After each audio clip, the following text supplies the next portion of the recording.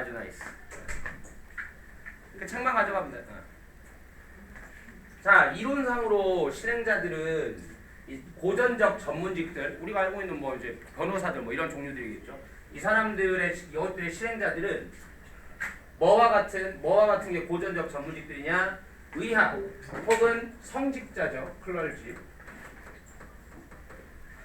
와 같은 이런 고전적 전문 직종들의 실행자들은 이제 동사 나가요. contain 포함하고 있습니다. 담고 있습니다. 뭐를 means니까 수단을 담고 있어요. 뭐의 수단을 담고 있죠? 생산의 수단을 담고 있습니다. 어디에 담고 있어요? 재밌는 말 나왔죠. 그들의 머리와 그들의 손에 다 담고 있습니다. 뭔가를 돈을 벌기 위한 수단은 자기 머릿속에 자기 손에 다 있다 이 말이죠. 지금 얘네들은. 그리고 그러니까 뭐 할 수 있어? 여기 위에 말에 빗대어 보면 혼자 할 수 있습니다. 지금 이런 얘기가 되겠죠. 그러므로 do not have to work. 일할 필요가 없어요. 얘네들은. 뭐를 위해서 일할 필요가 없어? 회사나 아니면 어떤 고용주를 위해서 일할 필요가 없습니다. 이 사람들은. 자기가 차리면 그만입니다. 알겠죠? 그들은 계속해서 이어지는 부연설명. 그들은 끌어낼 수 있습니다. 끌어낸다고. 뭐를? 그들의 소득을 직접 끌어낼 수가 있어요. 뭘로부터 직접 끌어낼 수 있죠? 자기들의 고객들이나 환자들로부터 직접 돈을 벌 수 있습니다. 이 사람들은. 새로운 흐름이 없어요. 지금 똑같은 얘기입니다. 계속. 그 다음에 왜냐하면 그 전문직들은 보유하고 있기 때문에 뭐를요? 지식을 보유하고 있기 때문에 게다가는 여기 있지만 여기 있는 거예요. 지금 제일 첫 자리에. 게다가 이 전문직들은 지식을 가지고 있기 때문에 그들의 고객들은 의존하게 되어 있다. 누구한테? 그들에게 의존하게 되어 있다. 이 게다가를 기점으로 해서니까 지금 첫 번째 전문직의 특징은 위쪽에 나온 건 뭐였어요? 독립성입니다. 그 다음 여기서 나오는 건 뭐냐면 고객들이 이들에게 의존한다. 첫 번째 특징은 뭐라고? 전문직들은 굳이 사장 밑에 있을 필요가 없다. 쉽게 말하면. 두 번째는 전문직이라는 사람들은 다 전문 지식을 갖추고 있으니까 고객들은 이 사람들한테 절대 의존하게 되어 있다. 맞죠? 의사 생각해보세요. 의사 선생님이 이러라 하면 이래야지 뭐 어떻게 하겠어 우리가. 그렇죠? 그 다음에 그럼 여기까지가 지금 뭐 1번, 2번은 뭐예요? 언론인들에 관한 얘기가 아니라 일반적인 전문직들의 특징이었어요. 1번, 2번이. 근데 우리 주인공은 누구였어? 언론인들의 특이한 점이었단 말이에요. 그러니까 이거를 1, 2번을 그러면 얘네들은 안 가지고 있다. 이제 이런 식으로 펼치면 이 글이 완성이 되겠죠. 그렇죠? 자, 언론인들은 지식을 보유하고는 있어요. 지식을 보유하고는 있어요. 그러나 it is not theoretical. 그것이 이들이 보유하고 있는 지식이라고 하는 게 뭐 하진 않아? 이론적이지는 않습니다. in nature, 그 속성상.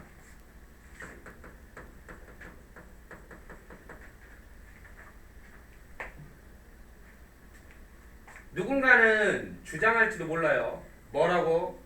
대중이 의존한다고. 누구한테? 언론인들한테. 같은 방식으로 의존한다고. 어떠한 같은 방식?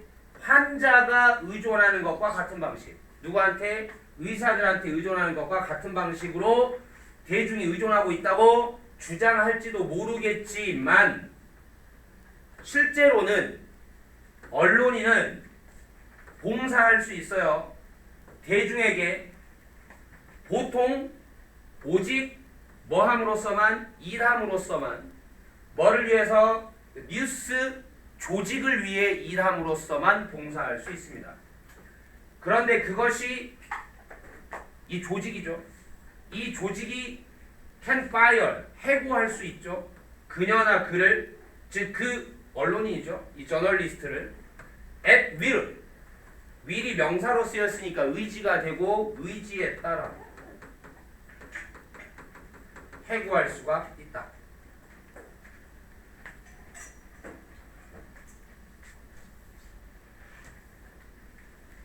이 저널리스트들의 소득은 의존한다.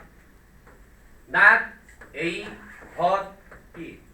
얘네들의 소득은 대중에게 의존하는 게 아니라 누구한테 의존하고 있다 보니까 고용해주는 뉴스 단체에게 의존하고 있다. 여기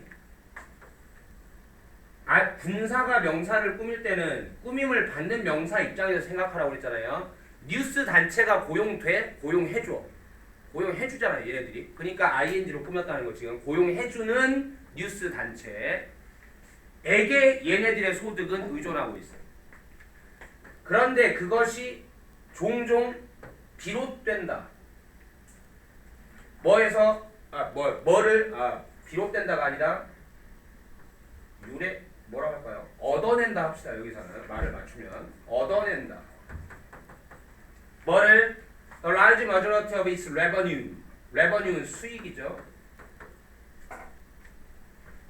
자신의 수익의 대부분을 뭘로부터 얻어낸다? 광고들로부터 얻어낸다. 그럼 여기 선행사가 누구냐? 얘네요. 이 고용해주는 뉴스 단체. 고용해주는 뉴스 단체는 이걸 어디서? 그러니까 보통의 전문직들은 그냥 자기가 가진 지식으로, 왜냐하면 자기가 가진 지식에 고객들이 다 의존하게 되어 있기 때문에, 그리고 또 자기가 사장 밑에 있을 필요도 없고 자기가 가진 지식만으로 그냥 자기가 직접 소득을 다 끌어내면 그만입니다. 알겠죠? 근데 언론인들은 뭐 해야 돼? KBS면 KBS, MBC면 MBC, 그 다음에 또 뭐? 조선일보면 조선일보, 여기 들어가야 된다고. 혼자 해봤자 혼자 어떻게 이걸 알릴 수가 없는 거라고. 알겠죠? 그리고 이를테면 여러분이 뭐 이렇게 뉴스를 그 사람한테 가서 그 기자한테 가서 돈 내고 직접 사지는 않죠. 우리는 뭘로 뉴스를 얻어요? 신문을 사거나 아니면 그냥 포털 사이트를 공짜로 열어서 벌죠. 그냥 정보를 얻죠. 그러면 언론인들은 아까 전문직들처럼 바로 자기 지식을 이용해서 고객으로부터 바로 돈을 버는 사람들이 아니라, 언론인들은 그냥 뭐 하는 거야? 자기가 조사한 그 지식으로는 돈을 못 벌어요. 지금 이 사람들은. 뭔 말인지 알겠어? 어떻게 해야 돼? 회사에서 월급을 받는다고. 그냥 월급을. 알겠어요? 왜? 직접 자기가 조사한 거를 사갈 사람은 없는 거니까. 알겠어? 회사에서 월급을 받게 되고, 더더군다나 그 회사도 뭐 하는 거예요? 돈을 직접 그 지식으로 버는 건 아니죠. 뭘로부터 벌어요? 돈은 광고로부터 법니다. 이해하나? 다시 보자. 그러니까 포털 사이트를 예로 들어볼게요. 요즘에 솔직히 신문도 뭐 돈 주고 본다고는 하지만 우리가 누가 뉴스를 돈 주고 보는 사람이 요즘에 어디 있어요? 그렇죠? 다 돈 안 주고 본다고. 그러니까 보통의 전문직은 그냥 이 사람들이 가진 지식 자체가 뭐야? 소득이야. 알겠어? 누구한테 밑으로 들어갈 필요도 없고 그냥 이거 자체가 바로 돈이 되는 겁니다. 근데 언론을 생각해보면 이 사람들은 그 정보로 돈을 못 번다고. 심지어 우리가 보는 뉴스들 다 우리가 그 뉴스에다 돈을 내는 건 아니기 때문에 그 전문직들처럼 그 지식에 돈을 내는 관계가 아니라고요. 얘네들. 알겠어? 얘네들은 그냥 뭐 하냐? 회사 자체도 애초에 저 지식 때문에 돈을 버는 게 아니라 광고주들한테 돈을 버는 거예요. 그리고 그 돈으로 뉴스를 그냥 만들어서 뿌리는 거고. 알겠어? 그러니까 뉴스라는 그 전문 지식에서 돈이 나오는 게 아니라는 거지. 회사도. 더더군다나 그런데 그 언론이 기자는 그 뉴스 가지고 어떻게 돈을 벌겠습니까? 알겠죠? 얘는 누구한테 벌어? 그러니까 오직 광고주한테서 회사로 돈이 오면 그 돈만 받을 수 있는 거죠. 얘네들. 알겠어? 그게 좀 특이하다. 결론적으로는 이 수익 구조요. 이 수익 구조가 지금 언론인들의 특이한 점이라고 얘기하고 있는 거예요. 이 1, 2번이 다 결국 합해져서 뭐 얘기하는 거야? 수익. 이 소득 얘기하는 거야. 소득. 이 소득이 언론인들은 자기 혼자 끌어낼 수가 없다는 거죠. 이런 이유 때문에. 알겠어? 그 다음에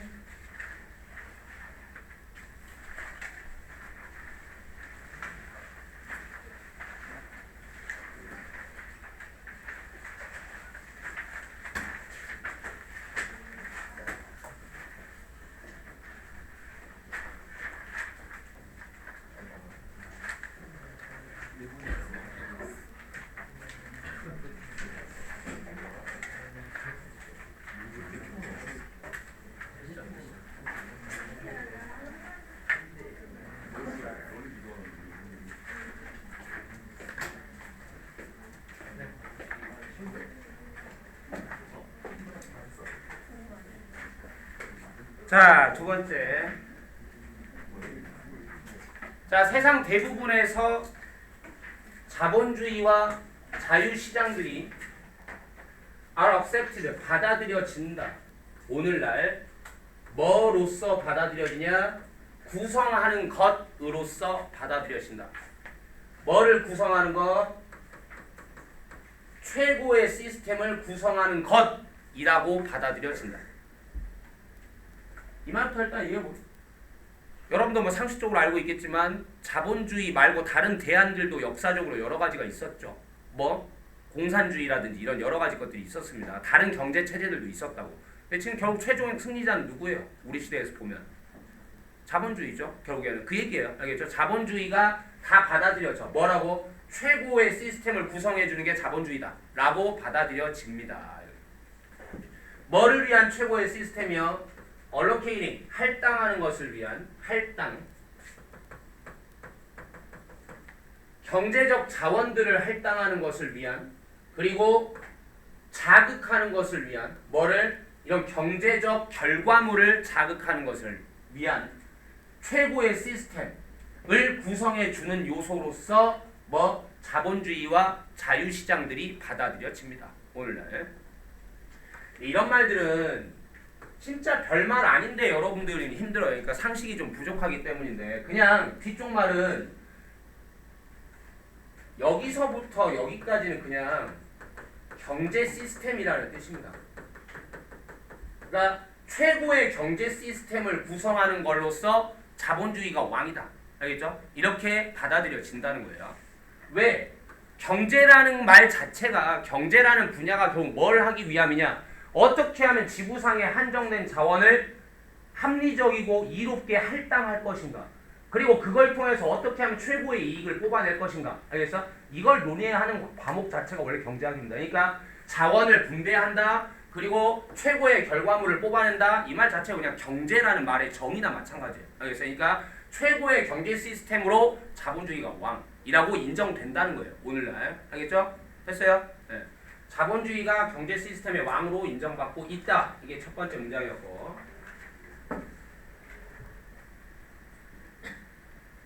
국가들은 시도해왔다. 그렇죠?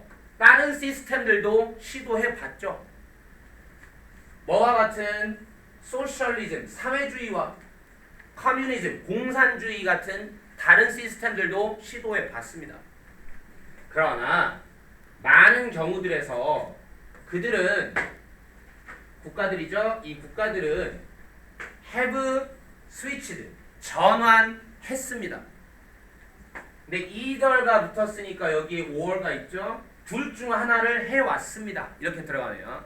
둘 중 하나를 해왔습니다. 그러니까 have switched or adopted 지금 이렇게 되어 있는 거죠. 전환을 해버렸거나 아니면 채택을 했습니다. 이렇게. 원래는 도매라는 뜻이죠. 홀세일. 명사로는 도매.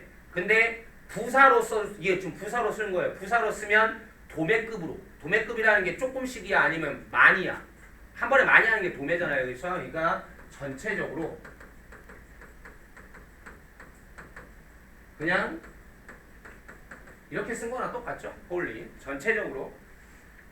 그러니까 뒤에도 나오지만 아예 사회주의였는데 그냥 완전히 자본주의로 바꿔버리거나, 알겠어? 사회주의를 하긴 했지만 완전히 자본주의로 바꿔버리거나 아니면 사회주의 시스템을 둔 상태에서 몇 개만 자본주의를 채택하거나, 알겠어? 지금 이런 식이라는 거죠. 그러니까 완전히 전환해버리거나. 여기 투 보이죠? 괄호 치면 홀세일에 괄호 치면 스위치는 항상 전환한다 하면 뭘로 전환하느냐. 투가 뒤에 필요해요. 알겠죠? 그럼 이게 병렬이니까 뒤쪽 병렬입니다. 뒤쪽 병렬. 이렇게. 그 다음에 adopted 이렇게. 지금 이렇게 되어 있는 거죠. 그러니까 자유시장들의 여러 측면들로 완전히 전환해버리거나 아니면 자유시장들의 여러 측면들을 채택하거나 이렇게 둘 중에 하나를 해버렸습니다. 별말 아니에요. 그러니까 지금 말이 딱딱하고 여러분들이 싫어하는 전문 분야이기 때문이지 그냥 별말 아닙니다. 그러니까 그냥 뭐야? 자본주의가 결국 여러 시스템 간의 싸움에서 최후의 승자로 지금 받아들여지고 있고, 그 다음에 두 번째는 뭐야? 다른 시스템으로 했던 나라들도 다 자본주의로 완전히 바꾸거나 아니면 자본주의의 몇 가지 체제를 받아들이거나 어쩔 수 없이 이렇게 해오고 있다.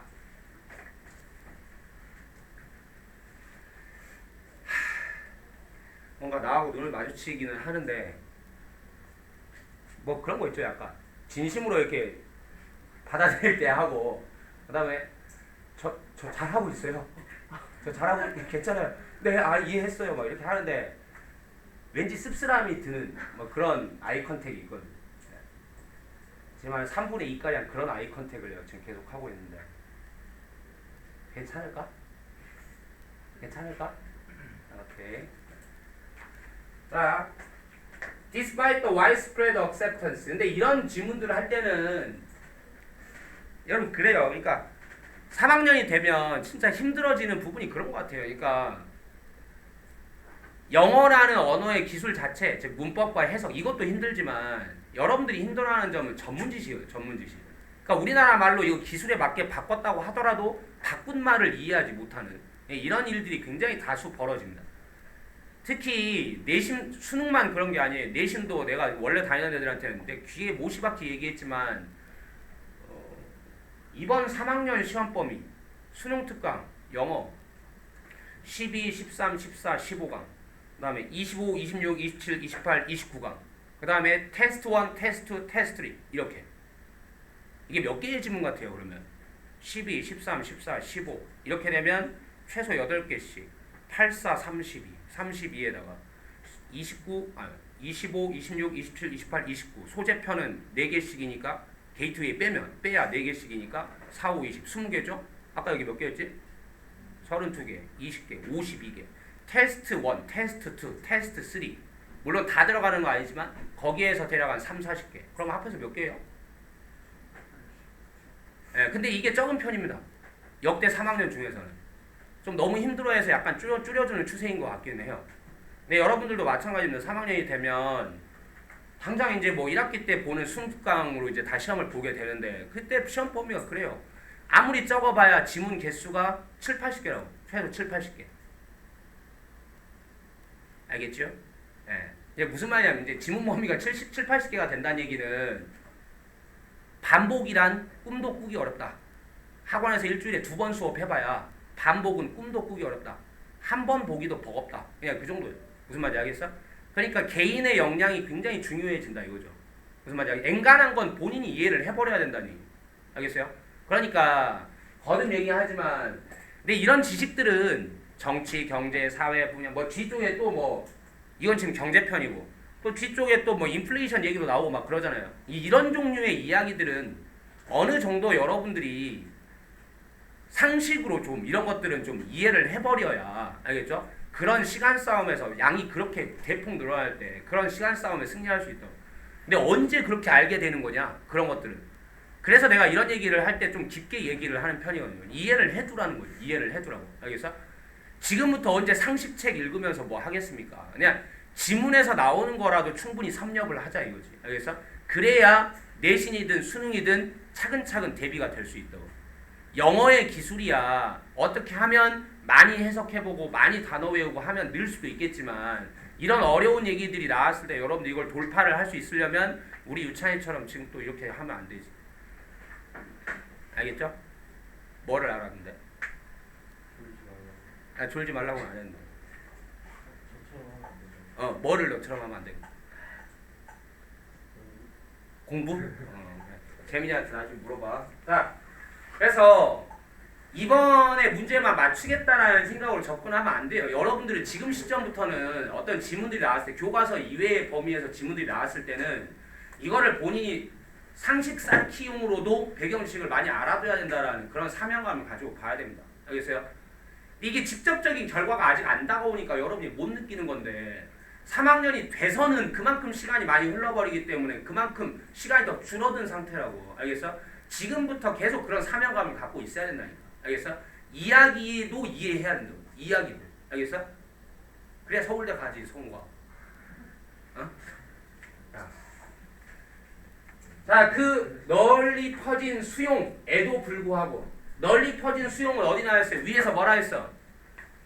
이제는 다 자본주의를 최고의 시스템으로 받아들였다라고 얘기했잖아요. 그러니까 널리 수용한다고 이제. 근데 이런 널리 퍼진 수용에도 불구하고 뭐에? 이런 자유시장 경제에 대한 널리 퍼진 수용에도 불구하고 왜 뒤집어지지? 시장들은 are rarely left. 거의 남겨져 있지 않습니다. 완전히 어떻게 자유롭게 남겨져 있지가 않습니다. 이게 하고 싶은 말이에요. 결국에는. 알겠어? 그러니까 이런 얘기도 역시 마찬가지예요. 이 말을 보면 무슨 말인지 그냥 알아버리면 그냥 밑에 나오는 얘기는 다 제대로 읽을 필요도 없습니다. 사실. 자본주의 역사가 어떻게 됐어요, 여러분? 자본주의 역사 제일 처음에 누구였어?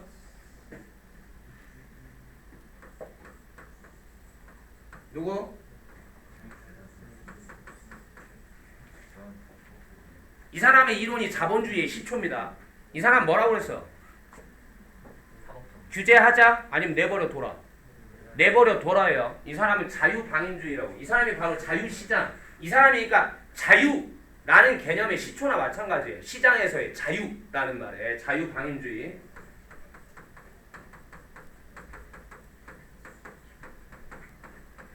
이 사람은 절대 정부가 개입하면 안 된다고 얘기를 합니다.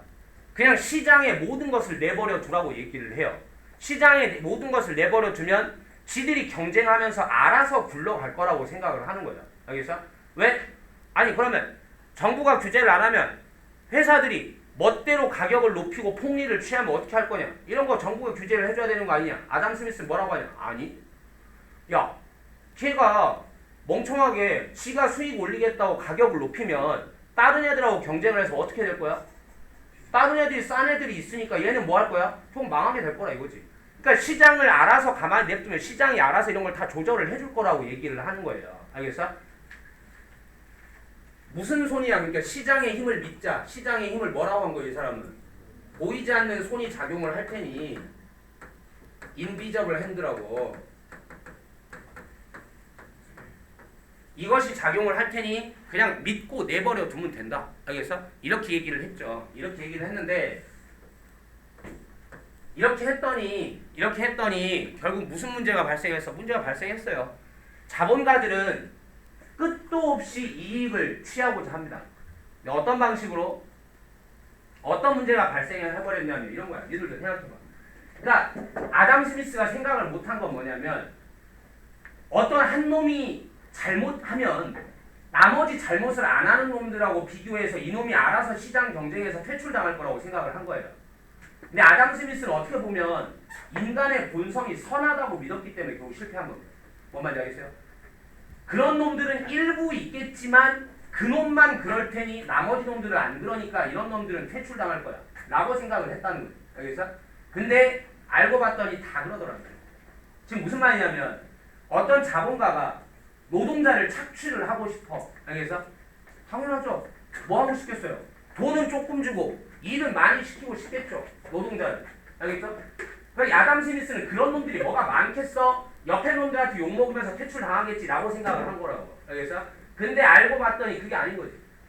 한 놈만 그러는 게 아니라 모두가 다 그러는 거예요. 그럼 봐봐. 여러분이 노동자야. 여러분이 노동자인데 한 놈만 착취를 하는 회사가 있어. 그럼 거기 안 들어가면 그만이에요. 노동자는. 맞아요? 다른 회사에 들어가면 되죠. 근데 모든 회사가 다 그래버리는 거야. 규제를 안 하니까. 그럼 봐봐. 지금 우리나라가 최저시급이 얼마야? 이래저래 하면 세금까지 붙이고 뭐 주유상이 뭐 이런 거 하면 대략 12,000원 정도 됩니다. 한 시간 일하면 12,000원. 근데 어떤 회사가 이거 최저시급을 안 지키고 8,000원 준대. 뭐 안 가면 그만이라고. 알겠어? 근데 모든 회사가 다 그래버리잖아요. 그럼 나는 울며 겨자 먹기로 그냥 8,000원 받고 일을 해야 되는 겁니다. 무슨 말인지 알겠어요? 이걸 아담 스미스는 몰랐던 거예요. 알겠어? 그러니까 모든 자본가가 다 담합을 해버리는 거예요. 담합을. 노동자를 착취하자. 그리고 가격은 뭐 하자? 야, 너만 싸게 받지 말고 우리 다 같이 올려버리면 우리 다 같이 부자 되는 거잖아. 이런 일이 벌어져 버린다는 거예요.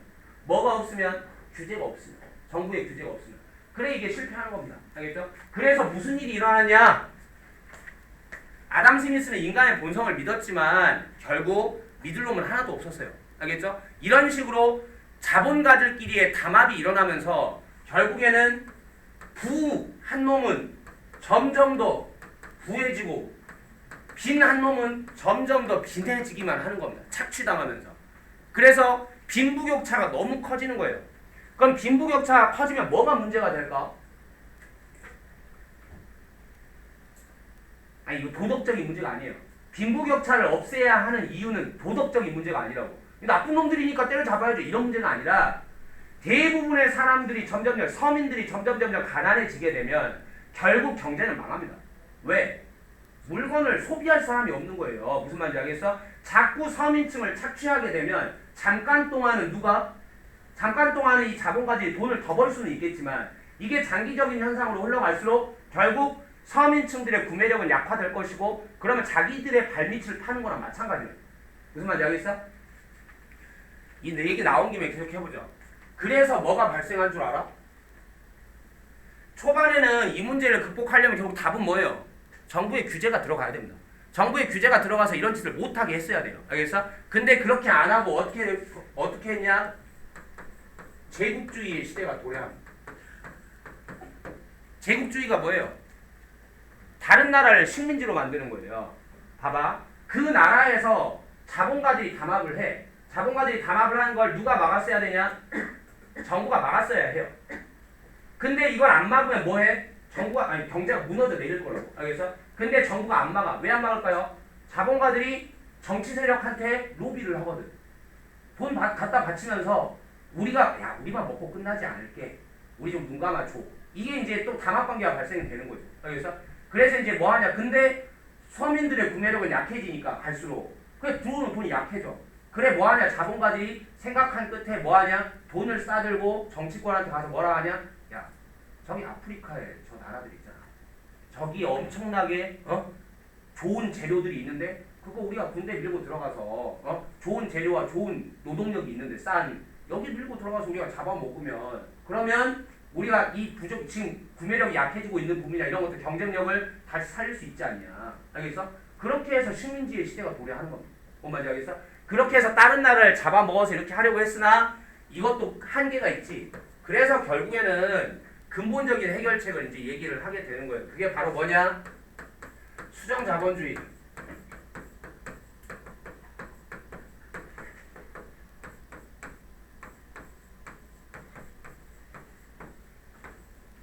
케인즈라고 하는 사람의 수정자본주의가 이렇게 해서 탄생을 하게 되는 거예요. 더 이상은 안 되는 거예요. 그러니까 더 이상은 안 된다는 신호탄이 나오기 시작해요. 여기저기에서. 이를테면 미국의 경제 대공황 같은 사건들. 알겠죠? 이제 빈익빈 부익부가 너무 심해지고 그러면 실업도 너무 심해지고 결국에는 막 모든 게 다 안 좋은 지표가 터지면서 결국 안 되겠으니까 이제 이거를 극복하는 방법으로 수정자본주의. 이거는 그냥 간단해요. 뭐를 하자? 자본주의의 핵심은 지금까지 뭐였지만 자유였지만 이제는 더 이상 완전 자유를 주면 안 되겠다라는 거예요. 자본주의의 수정을 가한다는 거지. 뭘로? 필요한 부분에 대해서 정부의 규제가 적극적으로 들어가는 거예요. 정부의 규제가 적극적으로. 자본가들이 마음껏 담합하지 못하게. 자본가들이 마음껏 착취하지 못하게. 알겠죠? 그게 지금 우리가 사는 세상의 밑거름입니다. 어떻게 보면. 알겠죠? 네. 이런 어떤 자본주의의 흐름이 있는 건데 이 얘기는 워낙에 많이 나오기 때문에 이런 자본주의의 기본적인 시작부터 수정 자본주의까지의 흐름이라고 하는 게 너무나도 많이 나오는 개념이기 때문에 알아버리면 끝난다고. 이 질문이 결국 하고 싶은 얘기가 뭐야? 이렇게 자유시장을 널리 받아들였지만 근데 실제로 시장이라는 건 완전 자유롭게 남겨져 있는 경우는 거의 없어요. 이렇게 얘기했다고. 시제가 현재죠. 지금 시장 그런 시장은 거의 없습니다. 왜? 수정됐으니까. 전부 다. 알겠죠? 이제 그 얘기가 나올 거예요. 당연히 이 말을 예상할 수 있어야 된다고. 정부의 관여가 이제 이런 얘기가 나오게 되는 거죠. 알겠죠? 정부의 관여가 takes many forms 여러 형태들을 띠고 있습니다. range from A to B 이렇게 하죠. 범위가 A에서 B에 이른다. 이렇게 된 건데 이걸 분사구문으로 만들어서 범위가 A에서 B에 이르며 이 정도의 뜻이 된 거죠. 여러 가지 형태를 띱니다. 그 범위가 뭐에서부터 뭐까지? enactment, 제정, 실행. 뭐에? 법의 제정과 실행에서부터 법과 규제들의 제정과 실행에서부터 뭐에 이르기까지? 직접적인 참여에 이르기까지. 뭐에? 그 경제의 직접적인 참여에 이르기까지. 여러분 우리 지금 보세요. 그 공기업이라고 하는 거 보세요. 이런 형태들은 만약에 정부가 공기업이라는 걸 안 만들었으면 우리나라의 공기업 대표적으로 뭐 한전, 한국전력 우리가 전기를 싸게 쓰고 있는 거예요. 되게 말하자면 알겠어? 뭐 몇만 원 막 이런 식으로 쓰고 있는 거예요. 이게 싸게 쓸 수 있는 이유가 뭐냐? 정부가 공기업이라는 걸 만들지 않았더라면 이것도 사기업들이 서로 경쟁을 펼쳤을 거고 사기업들이 경쟁을 펼쳤으면 아무리 그래도 사기업들은 자기 이익을 추구하기 때문에 전기값이 엄청나게 비쌌을 겁니다. 이걸 억제해버리기 위해서 그냥 규제 정도만 가하는 게 아니라 정부가 아예 그냥 회사를 설립을 해버린 거예요. 시장에 직접 뛰어들어 버린 거예요. 알겠죠? 근데 그러면 어떻게 하겠어? 소비자 입장에서 생각해봐. 정부가 작정하고 완전 전기를 싸게 공급하겠다는 생각으로 기업을 만들고 내버렸어. 그럼 이 정부가 만든 회사는 전기세가 한 달에 10,000원이야. 다른 회사들은 100,000원이야. 그럼 누구 거 쓰겠어요? 당연히 정부 거 쓸 거 아닙니까? 그럼 옆에 회사들이 있으나 마나 되는 거잖아요. 그러니까 감히 전기 회사를 설립할 엄두를 못 내는 거죠. 무슨 말인지 알겠어? 정부가 규제를 통해서 시장을 장악할 수 있지만 뭐 할 수도 있다는 거야? 특정 분야에 직접 참여를 해버리는 수도 있다는 거예요. 알겠죠? 이런 식으로 해서 시장이 완전 자유롭게 내버려 두진 않는다. 뭐를 통해서? 존재들을 통해서. 뭐와 같은 존재? 미국의 이 대출 기관들과 같은 존재들을 통해서. 뭐 담보기관이라고 되어 있죠? 그러니까 우리나라로 치면 공기업을 얘기하는 거예요. 지금 한국전력 같은 이런 회사를 통해서. 아마도 가장 중요한 형태는 이 정부 관여의 가장 중요한 형태는 그러나 제일 중요한 게 있대요. 이 여러 형태를 띄는데 제일 중요한 형태는 옵니다. 시도들 속에서 옵니다. 뭐의 시도들이죠? 중앙은행 그리고 National Treasuries 이게 뭐였어? 국가 재무기관이랍니다. 국가 재무기관 중앙은행과 국가 재무기관의 시도. 근데 뭐 하려는 시도예요. 이렇게 얘네들의 뭐 하려는 시도? 통제하고 영향을 미치려는 시도. 업앤다운에 흥망성쇠에 뭐에 경제 사이클에 오르락내리락에 직접 이걸 통제하고 직접 영향을 미치려는 중앙은행들과 국가 재무기관들의 시도들 속에서 옵니다. 가장 중요한 형태는. 보세요. 무슨 말이냐면 봐봐요. 그러니까 경제를 가만히 내버려 두면 안 돼. 가만히 내버려 두면 안 돼서 정부가 관여를 한다고. 그 첫 번째가 뭐라고? 규제. 법 같은 걸 해서 규칙을 만들어서 자꾸 압박을 한다고. 불법 저지르는 놈들, 자본가들 마음대로 못하게. 두 번째가 뭐라고? 시장에 직접 참여한다고. 기업체를 차려가지고. 알겠어? 세 번째가 뭐라고? 제일 중요한 게 바로 이겁니다. 경제를 사로잡는 가장 간단한 방법은 뭐냐면 돈을 찍어내는 거예요. 그냥 돈을 장악하는 거, 돈 자체를 장악하는 거예요. 돈 어디서 찍어? 우리나라 돈 어디서 찍어? 한국은행에서 찍는 겁니다. 한국은행을 뭐라 하냐? 그 나라의 각 나라에는 각 나라의 센트럴 뱅크, 중앙은행이 있단 말이에요. 중앙은행이 있으면 뭐 하냐? 이 새끼들 회사들이 지금 너무 값을 올리는 것 같은데? 값을 올려? 이 새끼들 봐라? 그러면 돈의 양을 쪼여버립니다. 그냥 화폐의 양을 쪼여버린다고. 이게 가장 강력한 수단이에요. 무슨 말인지 알겠어? 물가를 마음대로 조일 수 있습니다. 국가가. 알겠어? 한국은행을 통해서, 중앙은행을 통해서. 그러니까 이렇게 세 가지의 형태로 시장을 가만히 내버려 두지는 않는다. 그럼 전체적으로 결국 이 글이 하고 싶은 얘기는 뭐냐? 처음에 자유시장이니 어쩌니 이런 얘기는 그냥 밑밥에 불과했어요. 서론에 불과했어요. 진짜 하고 싶은 말은 뭐야? 정부가 시장을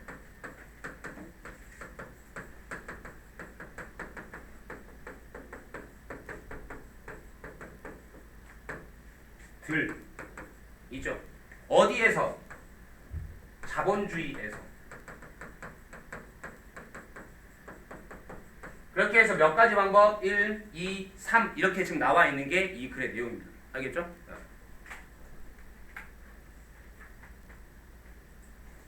됐어요?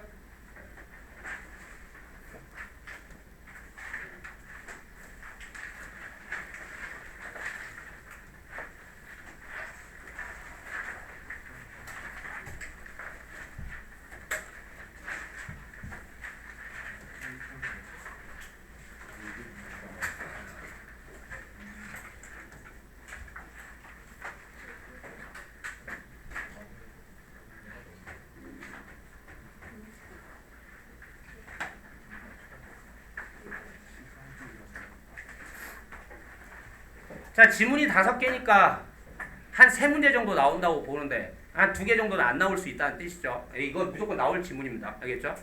이게 이제 가장 중요한 지문이라고 보면 되겠어요. 근데 이건 마저도 생각보다 그렇게 깊이 있고 어렵게 들어가지는 않아서 전체적으로 지문이 다 그냥 고만고만하다. 근데 제일 무게감이 있다.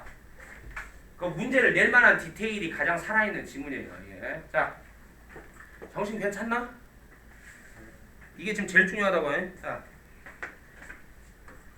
인플레이션의, 이게 인플레이션의 형용사형이죠. 인플레이션의 위험성은, 그러니까 또 경제 지문입니다. 이것도 또.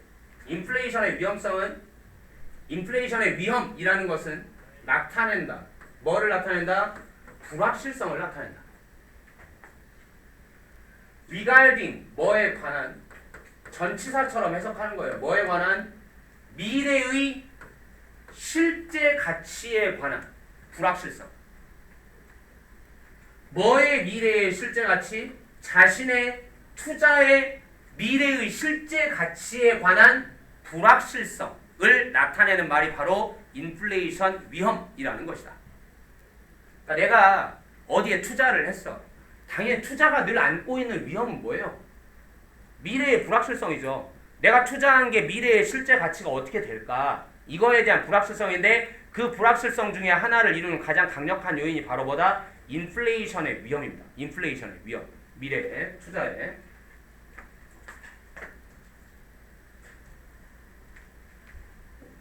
예를 들어 말해보자. 뭐라고 말해보자. 집중해야 돼. 너가 보유하고 있다고. $100를 은행 계좌에 보유하고 있다고 해보자. 어떤 은행 계좌죠? 어떤 은행 계좌? has no fees. 아무런 수수료도 없고. 그리고 이게 has가 1번 and accrues가 2번입니다. accrue가 여기서는 발생시키다.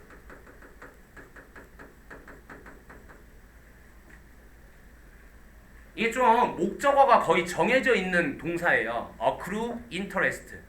이 상품은 이자를 몇 프로 발생시킨다. 이럴 때 맨날 쓰는 동사예요. accrue interest. 이자를 발생시킨다. 그러니까 accrues no interest 하니까 interest는 여기서 이자고요. 그러니까 아무런 이자도 발생시키지 않는.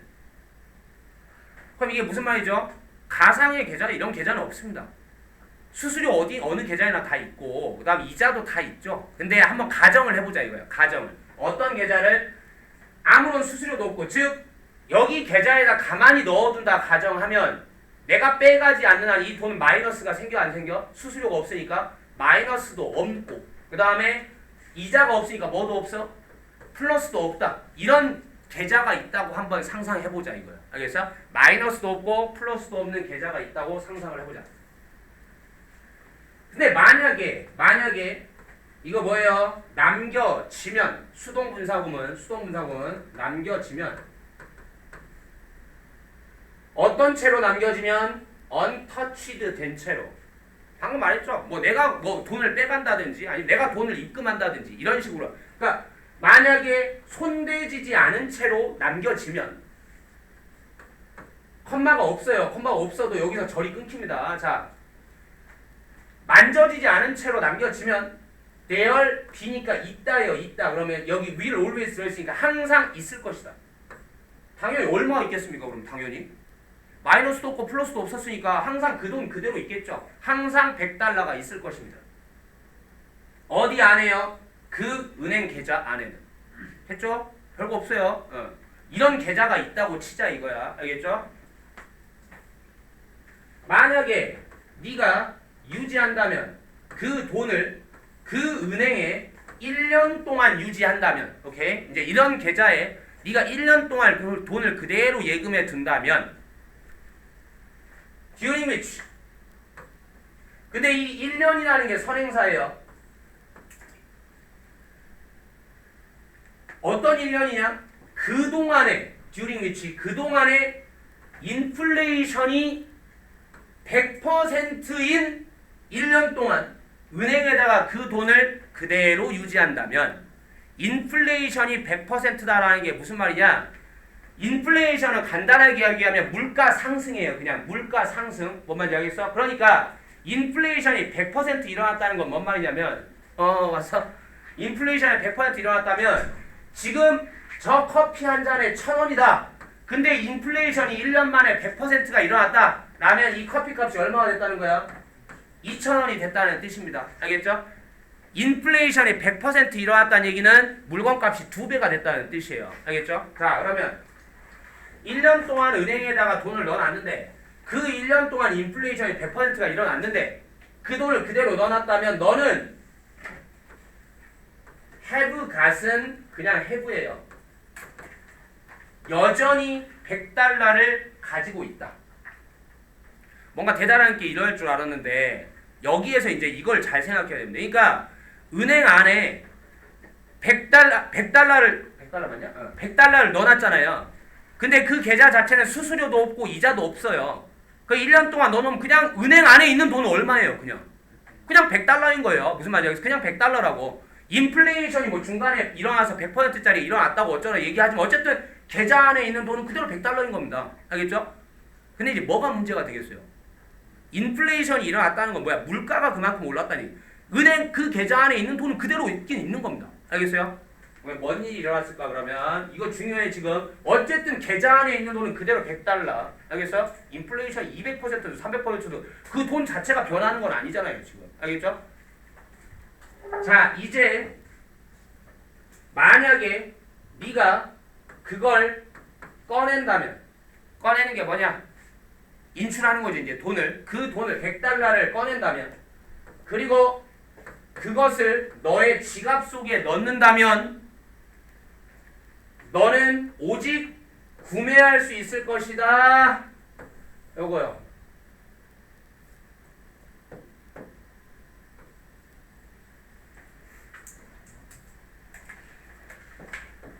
너는 구매할 수 있을 것이다. 오직 절반의 상품들만을 구매할 수 있을 것이다.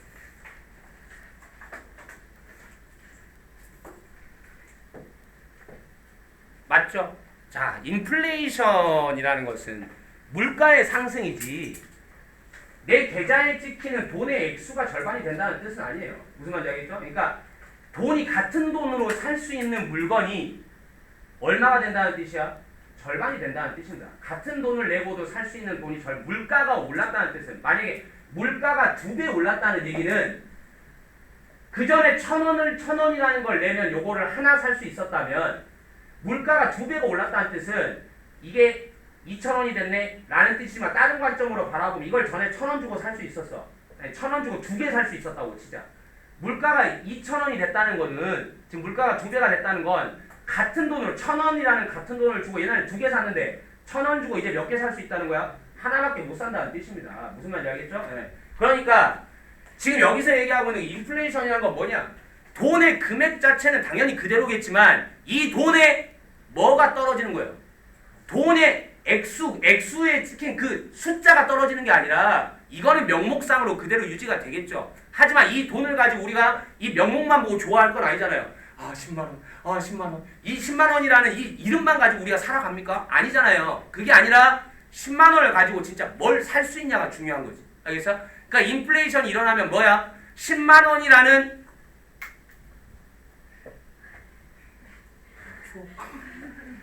10만원이라는 그 숫자는 그대로 유지가 되겠지만 이걸 가지고 살 수 있는 실질적인 구매력이 내려간다는 얘기를 하고 싶은 거예요 지금. 알겠어? 자, 그래서 인플레이션이 100%가 일어났다. 그 말은 물가가 2배가 뛰었다는 얘기고 그럼 같은 돈을 주고 살 수 있는 구매력은 절반으로 줄었다라는 뜻이라고요. 알겠어? 절반으로 줄었다. 그래서 절반의 물품들만을 구매할 수 있을 것입니다. 네가 이것도 중요하죠. 그러면 could have bought, could have pp니까 지금 살 수도 있다야, 샀을 수도 있다야, 샀을 수도 있다. 옛날이죠. 1년 전에 샀을 수도 있는, 1년 전에 살 수도 있었던 그 제품들의 절반만 구매할 수가 있을 겁니다. 항상 영어에서 2배, 3배, 2분의 1배 얘기할 때는 여기에 오브가 있는 것처럼 해줘야 돼요. 이것들의 옛날에 살 수 있었던 것의 절반만을 살 수 있습니다. 지금 이런 식으로 해석이 들어가는 거죠. 됐어요? 네. 그러면 이게 지금 하고 싶은 얘기가 뭐예요? 밑에 이제 나올 건데 여기 보세요. 미리 얘기할게요. nominal value, nominal이라는 단어 너무 중요한 거예요. 지금 이 지문을 이해하는데 nominal이 뭐냐? 명목상의라는 뜻이에요. 명목상. 그러니까 value라고 하는 것은 화폐가 가진 value라고 하는 것은 두 가지가 있는 거야. 하나는 nominal value라고 하는 게 있죠. 분명히 있긴 있어요. 왜냐하면 내 통장에 10만 원이라고 10만이라고 찍혀 있고 얘 통장에 20만이라고 찍혀 있으면 어쨌든 뭐예요?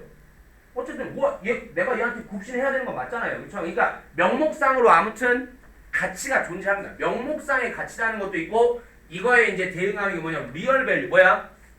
실질적 가치라는 게 있어요. 실질적 가치. 인플레이션은 뭐에 영향을 미친다는 얘기를 하고 싶은 거예요. 실질적 가치에 영향을 미치는 개념이다. 이렇게 얘기를 하고 싶은 거죠. 자, 다시 돌아가서 다시 말해서 만약에 인플레이션이 증가한다면 더 빠르게 증가한다면 뭐보다 더 빠르게 the amount 그 양보다 이자의 양보다 you are earning 네가 벌어들이고 있는 이자의 양보다 인플레이션이 더 빠르게 증가하고 있다면 이것은 감소시킬 것입니다. 뭐를? 구매력을 감소시킬 것입니다. 뭐의 구매력을? 너의 투자들의 구매력을 오버타임 긴 시간에 걸쳐서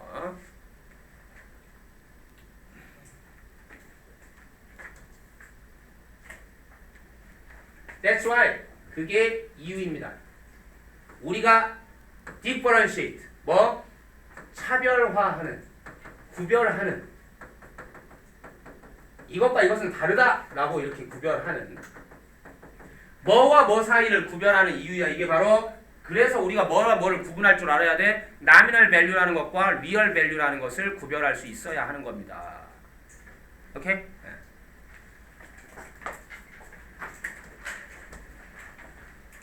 그래서 부동산 하는 거예요. 알겠어?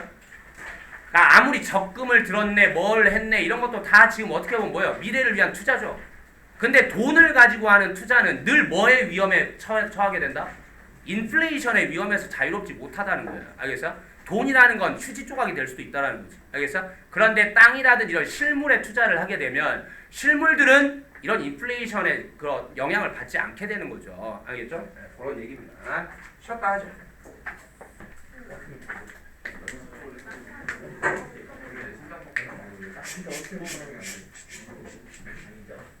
자, 한 가지 흥미로운 특징 뭐에? 이 네트워크 마켓이라는 것의 한 가지 흥미로운 특징은 뭐라는 것이다. 역사가 중요하다라는 것이다.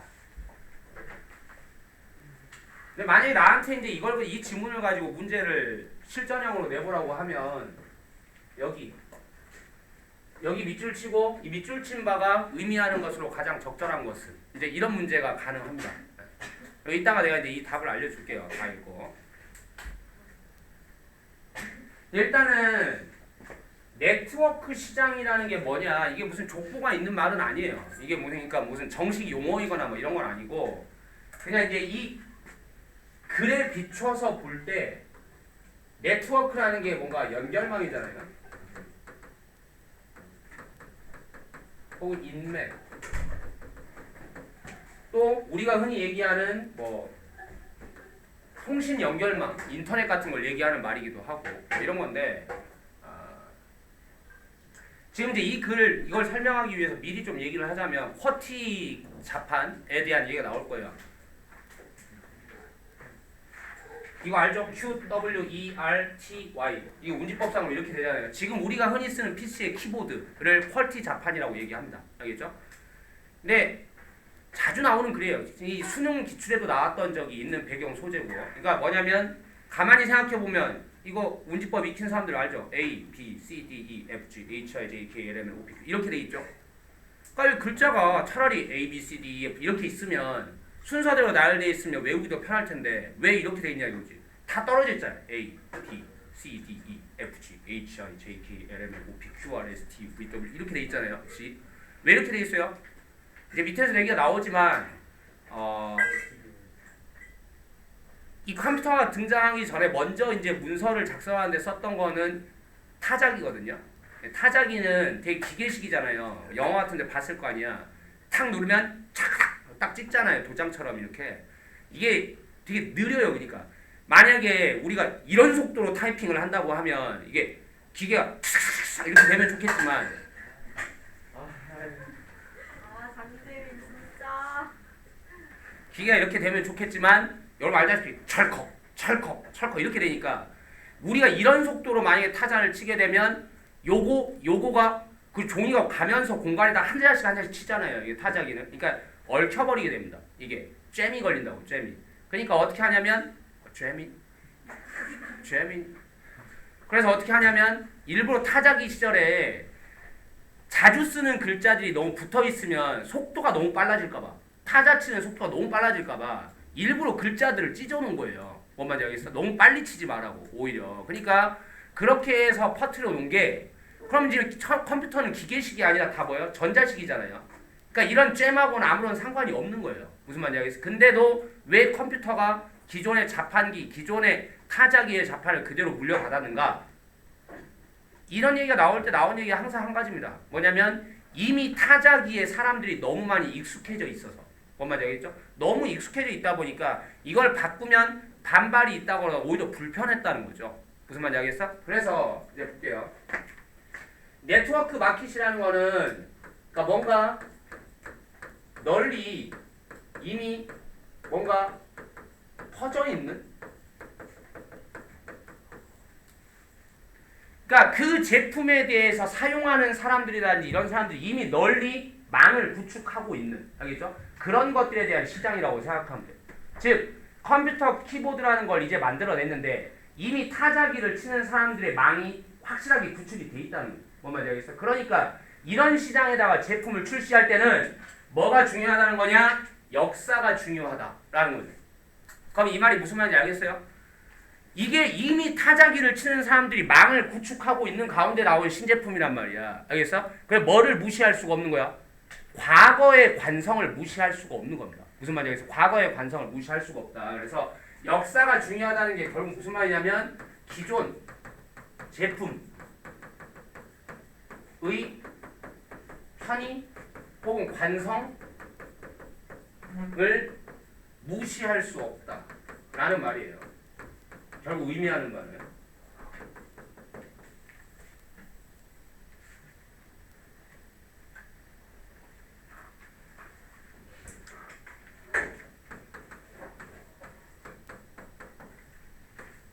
뭐죠? 이너시아.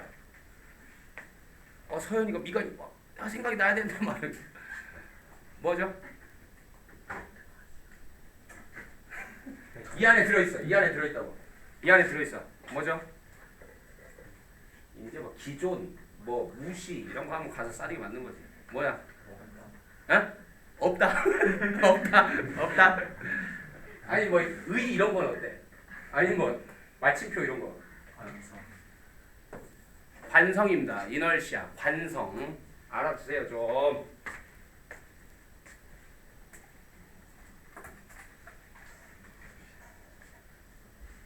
결국 또 이런 말로도 얘기할 수 있어요. efficiency, inertia. 누구의 승리예요? 부등식으로 나타내면 inertia가 efficiency를 이겨버렸기 때문입니다. 무슨 말인지 알겠어? 관성이 오히려 효율성을 이겨버린 케이스라고. 알겠죠? 네. 그 관성이라는 게 하던 대로 하는 거고 옛 것이기 때문에 이걸 역사라고 지금 표현을 하는 거예요. 뭔 말인지 알겠어? 이 옛 것이 기존의 것들의 어떤 관습이 중요하게 여겨진다. 어떨 때에는 그걸 이미 사용하던 사람들이 널리 연결망을 구축하고 있을 때. 알겠어? 네. 자, 그럼 이 필요한 말은 다 나왔고 이제 질문 들어가죠. 자, 한 유명한 예시가 쿼티 키보드이다. 사용된 뭐와 함께? 여러분의 컴퓨터와 함께. 당신은 궁금해할지도 몰라요. 왜 이 특정한 컨피규레이션 배치가 뭐의 배치가? 키들의 배치가 콤마 건너뛰면 이게 지금 주어였으니까요. 왜 이 키들의 특정한 배치가 되었는지를 궁금해할지도 모른다. 뭐가 됐어? 표준이 됐죠. 지금 우리 다 이거 쓰니까. 뭐와 함께? 그것의 이상한 배치와 함께. 뭐의? 글자들의 배치와 함께. 이게 왜 어떻게 표준이 됐지? 쿼티 키보드는 19세기에 개발됐어요. 시대에 뭐의 시대에? 수동 타자기의 시대에 뭐를 가진 수동 타자기죠? physical keys, 물리적인 키들을 가진. 컴퓨터는 물리가 아니라 뭐야? 전자신호로 하는 겁니다. 그러니까 일렉트로닉 키인 거고요. 이거는 physical 키죠. 그 키보드는 설계됐어요. 유지하기 위해서 빈번하게 사용되는 키들을, 여기까지 목적어, 빈번하게 사용되는 키들을 physically separated, 이게 목적격 구어. 이 키들을 어떻게 물리적으로 분리되어 있게 유지하기 위해서 설계된 겁니다. in order to 뭐 하기 위해서? 막기 위해서. prevent 나왔고 목적어 from ing 들어갔죠? 그러면 그것들이 뭡니까? 빈번하게 사용되는 키들이 뭐 하는 걸 막기 위해서? jamming, 얽히는 걸 막기 위해서.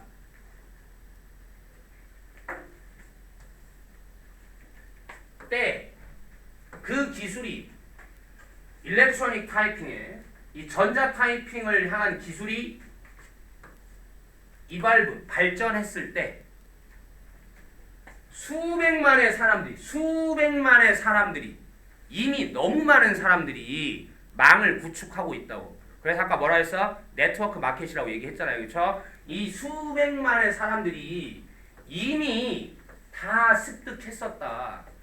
뭐 하는 법을, 이건 지금 동사로 쓰인 겁니다. 투부정사여니까 타이핑 하는 법을 다 습득했었다. 뭘로? Millions of quality typewriters, millions of people, millions of quality typewriters에 기반하여 타이핑하는 법을 이미 다 습득한 상태였다. 됐어요? 네.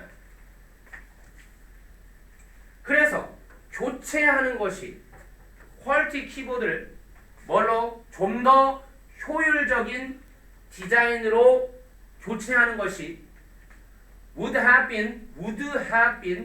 beeni까 뭐 했었을 것이다. 뭐 했었을 것이다?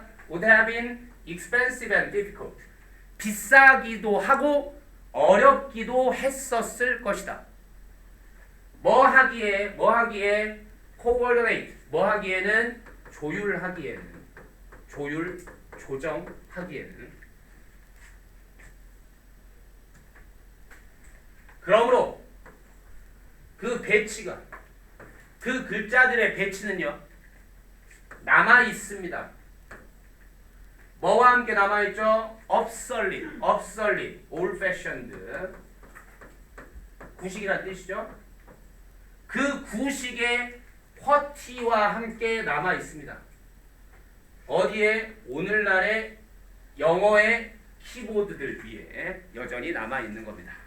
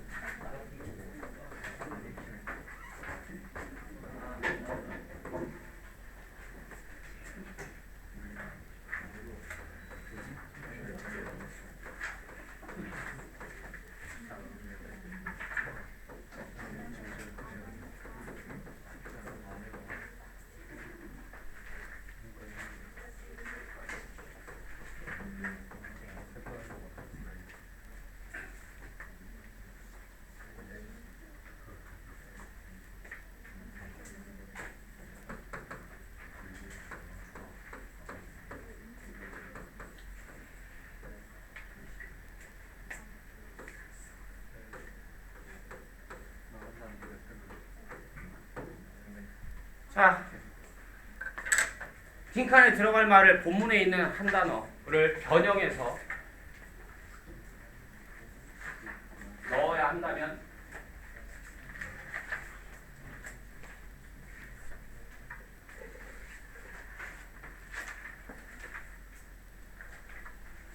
본문에 있어야 하고 그 다음에 반드시 변형해야 합니다. 뭐죠?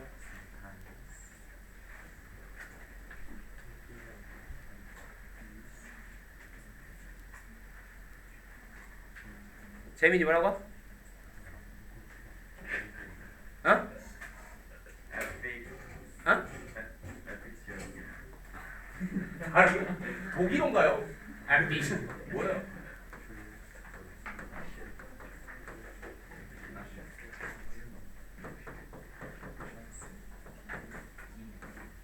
효율성이죠. 효율성. efficiency. 효율성이죠. 명사형으로 들어가야 되니까 본문에 efficient라는 형용사형이 있었죠.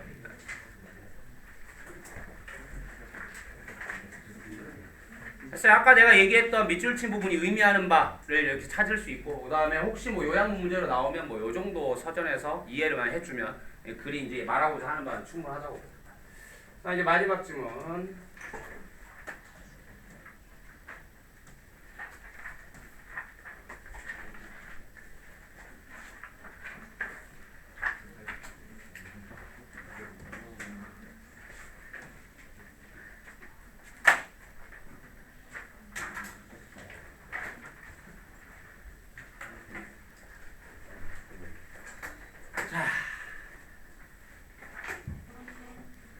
이것도 반드시 나올 질문입니다.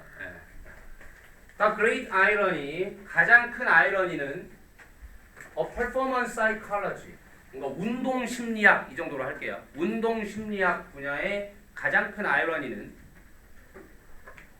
뭐라는 것이다. 그것이 가르친다는 거죠. 각각의 운동선수를 뭐 하도록? 믿도록 가르친다는 것입니다.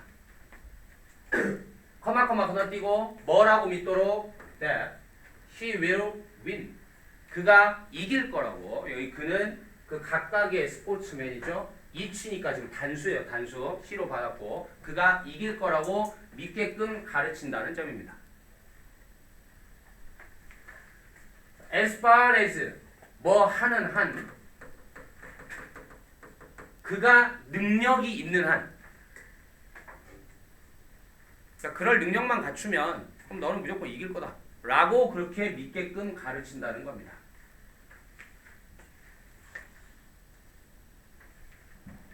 No man doubts. 아무도 의심하지 않아요.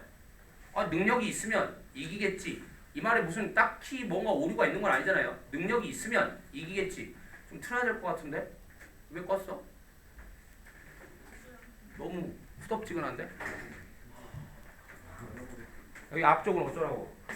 앞쪽은 어쩌라고? 진짜 밤새웠거든요. 그러니까.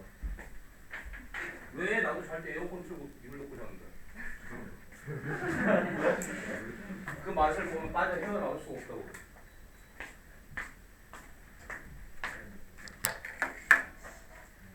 자, 누구도 인덜지 탐닉한다. 뭐를 탐닉한다? 탐닉한다는 얘기는 뭐에? 빠져든다.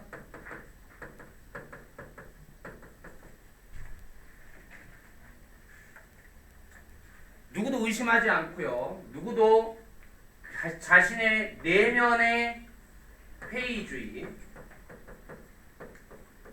빠져들지 않습니다. 회의주의가 뭐예요? 되겠어? 이게 될까? 이런 거죠. 의심이에요. 의심. 쉽게 말하면 누구도 내면의 의심에 빠져들지 않습니다. 그것이 논리입니다. 뭐의? 스포츠 심리학의 논리입니다.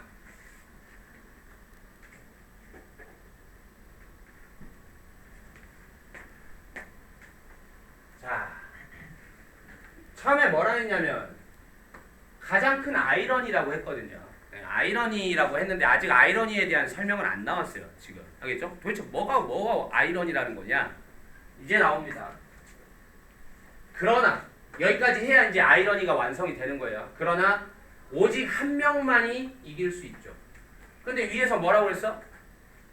누구도 그걸 의심하지 않는다 했잖아요. 자기가 이길 수 있다라는 거. 뭐만 있으면? 능력만 있으면. 근데 스포츠의 승자는 몇 명이라는 거? 한 명이라는 거. 이게 바로 아이러니고. 무슨 말인지 알겠어? 능력만 있으면 나도 누구나 이길 수 있어. 근데 모두가 다 그렇게 생각하고 있어. 근데 승자는 한 명뿐이야. 알겠어? 이게 지금 아이러니라는 거. 그것은 스포츠의 논리입니다. 이 창은 모순이죠, 모순. 그러니까 이 창은 어떤 방패든 뚫을 수 있어요. 근데 이 방패는 어떤 창이든 막을 수 있어요. 그럼 뭐가 맞냐는 거지.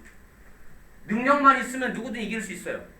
근데 스포츠는 무조건 한 명만 이길 수 있어요. 뭐가 맞냐는 거지. 알겠어? 이것이 바로 모순, 아이러니고요. 그 다음에 노트. 자, 주목해보자. 그 차이를. 뭐 사이의 차이? 한 과학자와 한 운동선수 사이의 차이를 주목해보자.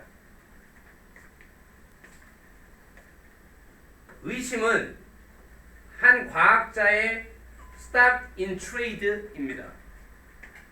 stock은 원래 뜻은 재고라는 뜻이죠. 이때 trade는 자기 그냥 일이에요. 일. 그러니까 평상시에 자기 일 속에 있는 재고다. 라는 게 무슨 말일까요? 늘 하는 일이라는 뜻입니다. 알겠어? 재고라는 건 내 가게에 늘 있는 제품을 얘기하는 거고, 그 다음에 in trade는 늘 하는 일이라고 뜻이니까 늘 하는 일입니다. 뭐가? 의심이 과학자가 늘 하는 일입니다. 됐어요?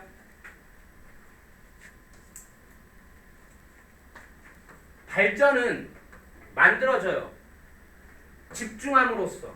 어디에? 증거에 집중함으로써 발전은 만들어집니다. 어떤 증거에 집중해야 발전이 만들어지죠? refute, 반박하는.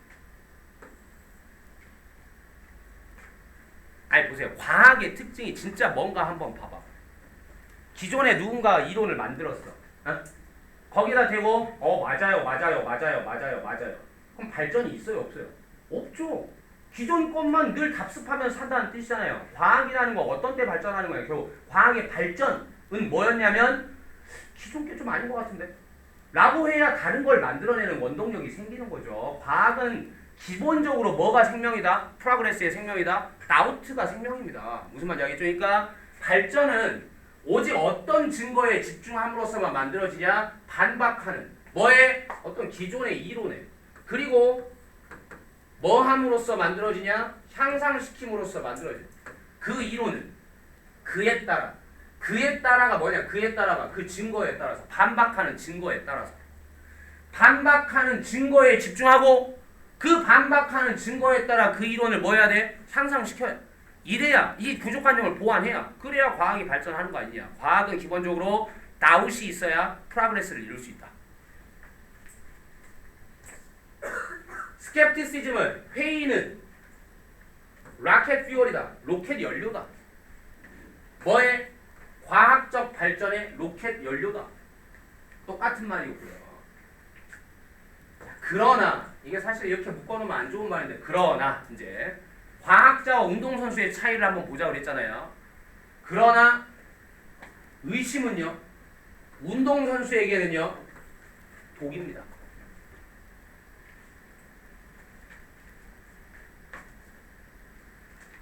발전은 만들어져요. 운동선수한테의 발전은 이제 만들어져요.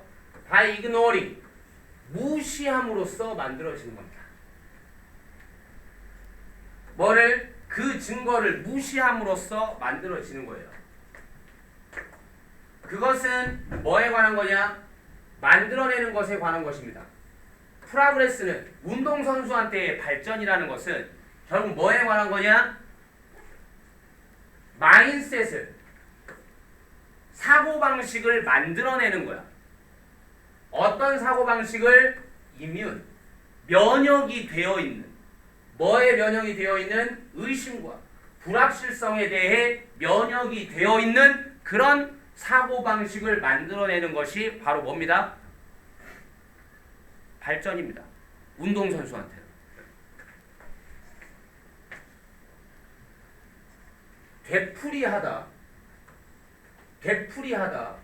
just to reiterate. 단지 한번 되풀이 해보자면 이 정도의 뜻이에요. 단지 되풀이 해보자면 뭐로부터? 합리적 관점으로부터 보면 이것은 is nothing less than crazy. 이것은 자 볼게요. 미친 것보다는 덜한 거죠. 이렇게 들어가면 여기까지만 가면 미친 것보다는 덜한 거죠. 여기 nothing이 들어있으니까 미친 것보다 결코 덜하지 않은 거예요. 이렇게 돼 있어요. 미친 것보다 결코 덜하지 않다고. 그럼 덜하지 않다는 얘기는 뭐냐? 이게 미친 거. 면 미친 거보다 결코 덜 하지는 않다고 했잖아요. 이거보다 결코 덜 하지 않으니까 더하거나 같거나 이러면 일지 결코 덜 하지는 않다. 이런 말이 되는 거죠. 그러니까 미친 겁니다. 미친 거예요. 미친 거보다 결코 덜 하지 않은 겁니다. 합리적인 관점에서 보면 이는 왜 운동선수가 이 말이 계속 이어지는 거예요. 미친 거라고. 왜 운동선수가 설득하겠어? 자기 자신을 자기가 이길 거라고. 어떨 때? 지가 알 때, 지가 아는데, 뭐라는 걸 아는데, 있다는 걸 아는데, 모든 가능성이 자기가 질 모든 가능성이 있다라는 걸 아는데 어떻게 얘가 자기 자신이 이길 거라고 설득할 수가 있겠냐? 즉 운동선수한테는 의심은 뭐다? 미친 짓이고 의심은 뭐다? 독이라고요. 무슨 말인지 알겠어? 자기가 이길 거라는 생각이 안 드는데 어떻게 열심히 해서 이길 생각을 하겠냐? 운동선수가. 어? 근데 과학자는 의심을 해야 발전할 수 있는 거죠. 자, 왜냐하면 이기기 위해서는 이 한 운동선수는 프로포션이 명사로는 뭐예요? 명사로 뭐야? 비율이죠, 비율. 근데 지금 보시면 must proportion 이랬으니까 조동사 다음에 써서 이거 동사로 쓴 거예요, 지금. 그러면 비율을 잡다 이 정도로 보면 되겠죠? 이게 아마 해석에서는 뭐 할당하다 이런 게 한 것 같은데 할당한다는 게 여기에는 얼마 주고 저기에는 얼마 주고 즉 비율을 잡는다는 거예요, 비율을. 그러면 누군가는 비율을 잡아야만 합니다. 자신의 믿음을. Not A, but B.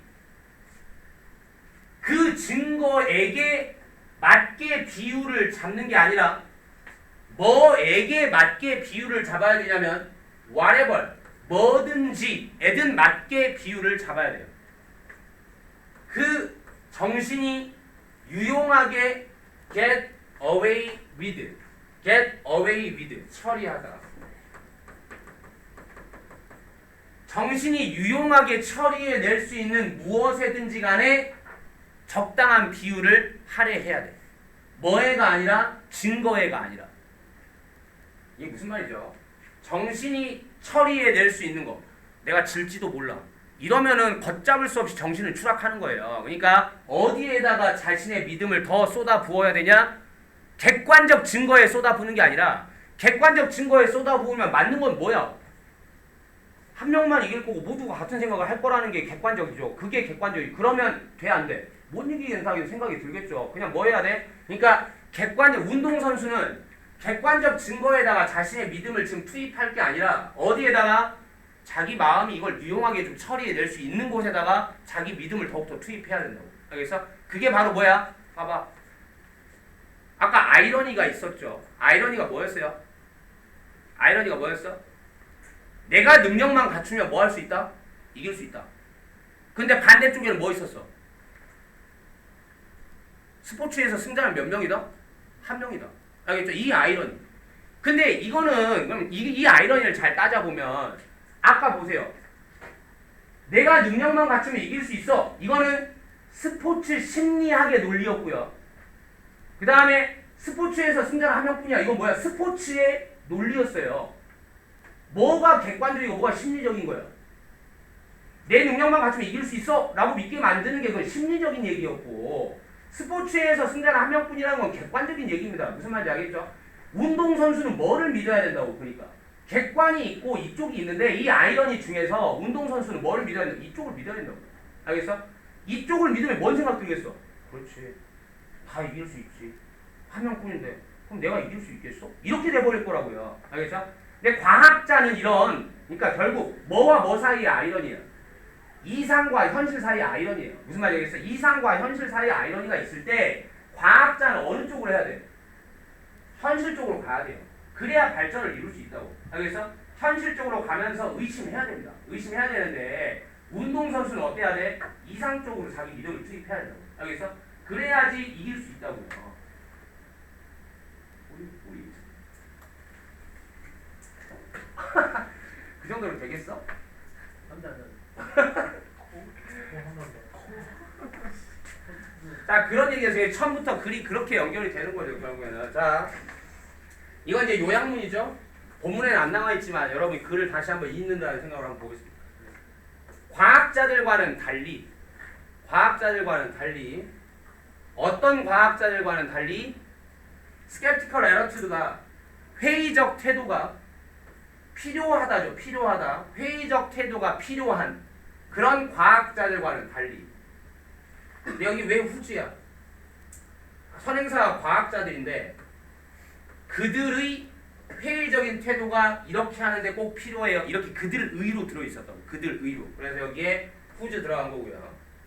뭐 하기 위해서 꼭 필요하죠? 만들기 위해서. 과학적 발전을 만들기 위해서 자신들의 회의적 태도가 꼭 필요한 그런 과학자들과는 달리. 됐죠? 그런 과학자들과는 달리 스포츠 심리학은 말합니다. 뭐라고 말합니까? 성공하기 위해서는 운동선수들은 이 단어가 중요하겠죠? 불확실성의 느낌들을 이 불확실성이 뭐야? 의심스러운 거죠. 회의주의고. 이런 느낌들을 운동선수들은 뭐 해야 돼? 없애야죠. 없애야 합니다. 뭐에 대한 이런 불확실성의 느낌이요? whether, 뭐 인지에 대한 자기들이 이길 수 있을지에 대한 그런 불확실성의 느낌들을 운동선수들은 제거를 해야 돼요. 과학자들이 이런 불확실성의 느낌들에 더욱더 뭐 해야 되고? 달라붙어야 되고. 알겠어요? 결국에는 과학자들과 그러니까 누구의? 운동선수들의 사고방식의 차이입니다. 바람직한 사고방식의 차이. 알겠죠? 여기까지.